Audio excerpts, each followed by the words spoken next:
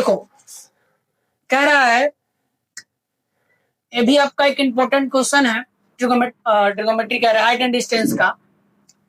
एक दो क्वेश्चन आपका ऑलरेडी हो चुका है, ठीक है। ये भी आपका एक इंपॉर्टेंट क्वेश्चन है, सब क्वेश्चन एग्जाम में आने की संभावना अधिक होती है, ठीक है।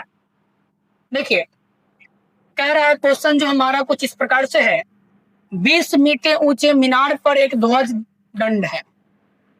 समझ में आ रहा है क्वेश्चन? क्वेश्चन समझिएगा आराम से। फिर कह रहा है जमीन पर एक बिंदु पर ध्वज दंड के पाद एवं शिखर के उन्नयन कोण क्रमशः 45 डिग्री और 60 डिग्री है। ध्वज दंड की ऊंचाई ज्ञात करें। बहुत आसान क्वेश्चन है। मीनार जानते हैं क्या होता है? क्या होता है मीनार? एक बिल्डिंग मान लीजिए, आप अपने समझने के लिए क्या मान लीजिए, एक बिल्डिंग मान लीजिए, ठीक है। तो कह रहा है 20 मीटर ऊंचे मीनार पर एक ध्वज दंड है। ध्वज दंड का मतलब झंडा का डंडा जो होता है, पता है ना जी। तो मान लीजिए 20 मीटर ऊंचे क्या है बाबू? मीनार है। क्या मीटर ऊंचा? 20 मीटर। ये कितना मीटर बाबू? ये आपका धरातल जमीन है, कोई दिक्कत? तो जमीन से 20 मीटर ऊंचा एक मीनार है। जमीन पर एक बिंदु पर ध्वज दंड के पाद एवं शिखर के उन्नयन कोण 45 और 60 डिग्री है। आप एक काम कीजिए, मीनार पर एगो क्या करना है आपको? क्या बना देना है?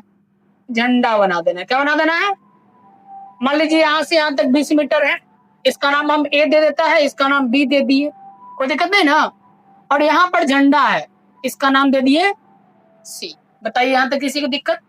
20 मीटर ऊंचा मीनार, और मीनार पर एक क्या हो गया बाबू? झंडा लग गया, कोई दिक्कत? शिखर से उन्नयन कोण 45 डिग्री और 60 डिग्री। शिखर से देखो, ये जहां पर स्थित है ना, वहां से कितना डिग्री? 45 डिग्री। और झंडा के शिखर से देख रहे थे क्या डिग्री? 60 डिग्री। यहां से क्या डिग्री होगा? 45 डिग्री। क्या डिग्री? और झंडा के शिखर से अगर देख रहे हैं तो क्या डिग्री? क्या डिग्री? बताइए यहाँ तक दिक्कत क्या? फिगर ड्रॉ कर लीजिएगा, क्वेश्चन आसानी से आपका बन जाना है। तो ये फिगर ड्रॉ करने में दिक्कत? एक 20 मीटर ऊंचे मीनार था, उसके ऊपर एक झंडा लगा हुआ था, है ना।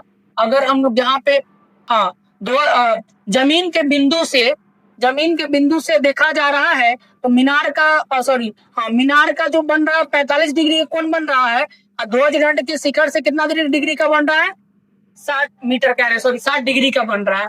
कोई दिक्कत नहीं ना किसी को? अब देखिए ध्यान से, अब कह रहा है इस ध्वज दंड की लंबाई निकालना है, यानी इसका लंबाई निकालना है।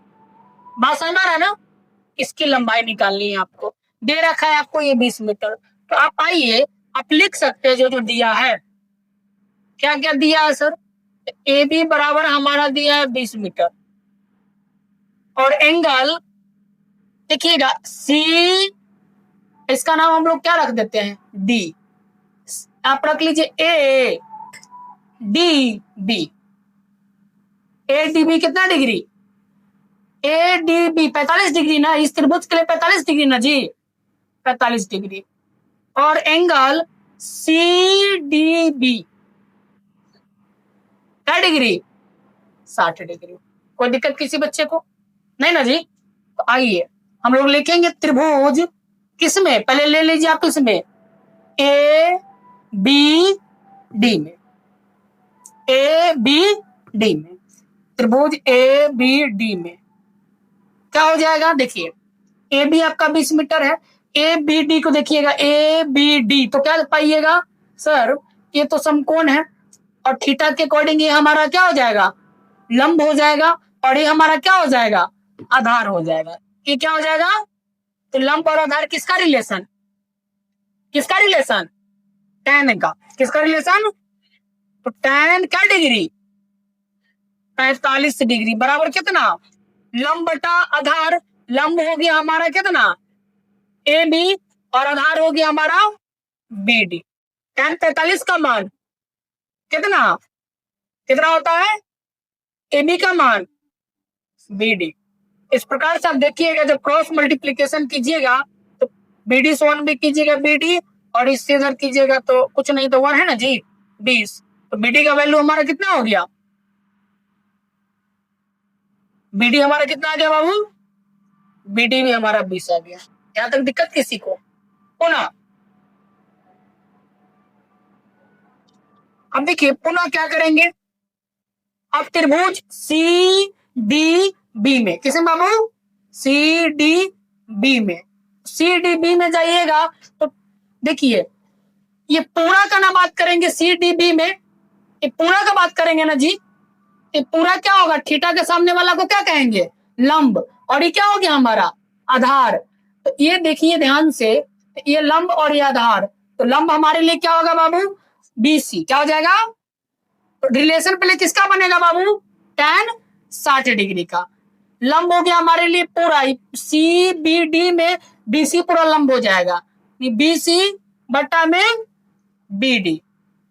बताइए यहां तक दिक्कत किसी को, tan 60 के मान क्या होता है, कौन बताएगा tan 60 का मान, हाँ √3, चलिए तो √3, इसके नीचे कुछ नहीं तो 1, बीसी, इधर बीडी का मान कितना 20, क्रॉस मल्टीप्लीकेशन करेंगे बीसी से 1 में तो कितना हो जाएगा 20, अब 20 से √3 में करेंगे तो 20√3। इस प्रकार से आपका बीसी का भी मान आ गया।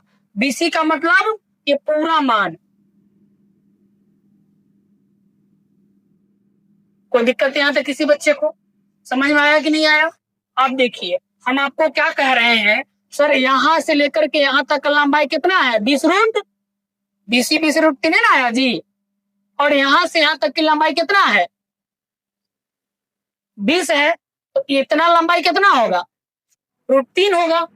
जाहिर सी बात है कि सर यहां से यहां तक की लंबाई कितना हुआ 20√3 हुआ, और यहां से यहां तक की लंबाई 20 है, तो बचा हुआ को निकालने के लिए इस पूरा में से इसको घटा देंगे तो नहीं निकल जाएगा, तो इसका मान हमारा कितना हो जाएगा √3। हालांकि √3 नहीं है, √3 का वैल्यू डालना होगा। √3 का वैल्यू क्या डालेंगे आप लोग, 1 दशमलव कितना 7 कितना 732, तो गुना कीजिएगा तो लगभग आ जाएगा आपका 34.64 मीटर। बताइए यहां तक दिक्कत किसी को क्या है ना, तो ये आपका लगभग में इतना आ गया। अब आपको क्या ज्ञात करना है, सर ध्वज का निकालना है, यानी कि एसी निकालना है।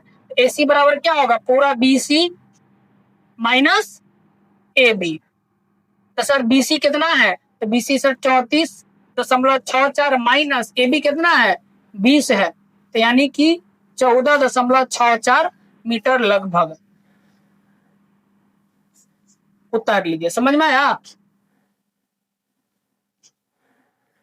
समझ में, उतार लीजिए, एक बार और समझा दिया जाएगा।